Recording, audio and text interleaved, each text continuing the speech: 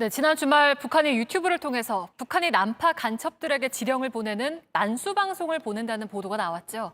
하지만 이 난데없는 유튜브 난수 방송 논란은 가짜 소동으로 끝날 가능성이 커 보입니다. 이가혁 기자와 팩트 체크해 보겠습니다. 이가혁 기자, 영상이 실제로 북한이 내보낸 난수 방송이 아니라는 거죠? 네, 지난 29일입니다. 네. 오전에 이 북한의 대외용 라디오 방송국인 평양 방송이 유튜브 채널로 난수 방송을 송출했다, 이런 보도가 나왔습니다. 그 난수 방송이라고 지목된 게 바로 이 영상인데요. 짧게 보시죠. 지금부터 710호 탐사대원들을 위한 원격 교육대학 정보기술 기초복습 과제를 알려드리겠습니다. 564페이지 23번, 479페이지 -19번.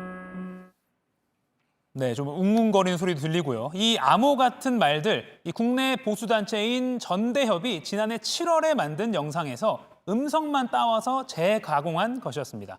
충분한 확인 없이 관련 보도가 30개 이상 나왔고요. 저희 뉴스룸도 주말에 이 소식을 단신으로 전했습니다. 네, 그러니까 정정 보도도 겸하게 됐군요. 네. 알겠습니다.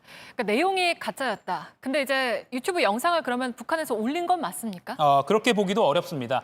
이 난수 방송을 송출하던 이 평양 방송의 유튜브 채널이 과연 맞느냐?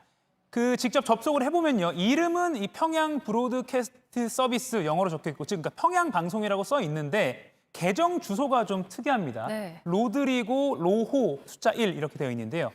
이 유튜브 계정과 연결된 트위터 계정을 들어가 보면 한 개인 계정이 나옵니다.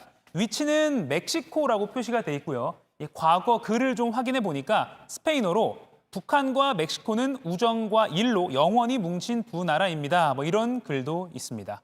북한 당국이 운영한다고 보기 좀 어려운 대목인데 저희가 이 트위터 주인에게 연락을 온라인으로 취했지만 답은 없었습니다. 네, 물론 확정하기야 어렵지만 네. 적어도 뭐 북한 당국이나 방송국 계정이 아닐 가능성은 큰 거군요. 네, 그렇습니다. 인터넷상에 과거 자료가 자동으로 축적돼서 저장되는 이 미국 인터넷 아카이브를 통해서요, 이 유튜브 채널 과거 이력을 분석했습니다.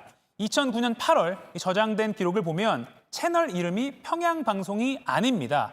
북한은 혼자가 아니다라는 제목이고요. 계정 소개 보면 이름, 로드리고 또 20살이라고 되어 있습니다. 다른 두 개의 유튜브 채널을 더 운영하고 있다고 되어 있는데 하나는 구소련, 다른 하나는 쿠바 관련 노래나 뉴스 영상을 올리는 계정이었습니다. 네, 이가혁 기자 설명을 들을수록 네. 북한의 공식 계정이라고 보기는 어려운 것 같은데요. 네, 좀 더 확인해 보면 심지어 네. 2013년 12월부터 바로 지난달까지 7년 동안은요, 이 노스코리아 투데이라는 이름으로 운영이 됐습니다. 평양 방송으로 지금의 이름으로 바뀐 건 불과 한 달밖에 안 된 겁니다.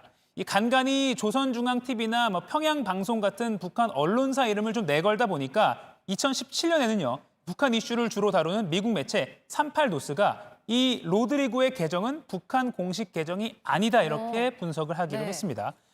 근거가 뭐냐면 북한 당국은요, 영문 국호로 조선민주주의인민공화국을 뜻하는 DPRK를 쓰는데 여기는 노스코리아라고 되어 있죠. 네. 또 이 계정과 연결된 이 버튼이 하나 있는데요. 이걸 클릭하면 역시 페이스북 페이지가 나오는데 이게 조선중앙TV를 사칭한 페이스북 페이지라는 그런 이유입니다. 또 당시 유튜브 계정을 보면 이 계정 사진이 김일성입니다.